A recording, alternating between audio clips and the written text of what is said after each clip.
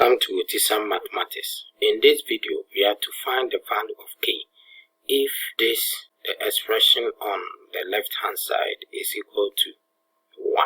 So we have multiple square roots. So let's start. So first, we need to get rid of them one by one. Get rid of the square root one by one.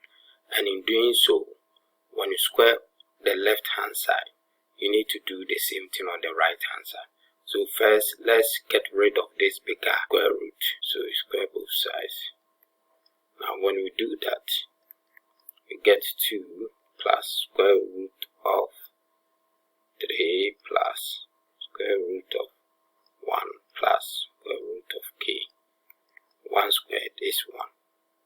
Then we send this one to this side. So square root of 3 plus square root of 1 plus square root of k equal to, now 1 minus 2 is minus 1. So we still have to square both sides.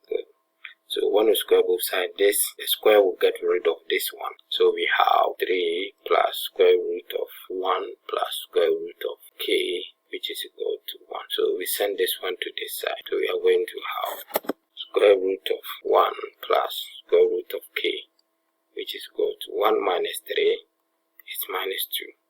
We then square both sides, right? And then once again to get rid of the square root. So we have 1 plus square root of k, which is equal to 4, as minus 2 squared.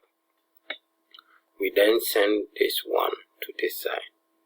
So we have square root of k be equal to 4 minus 1 is going to be 3. So we need to find k. Go ahead and square both sides. So this implies that k is equal to 9. Viewers, thank you very much for watching this video. If you are watching me for the first time and you have not subscribed, kindly click on the subscribe button. You can also turn on your notification button so that anytime I load a video, wherever you are, you'll be alerted. Bye.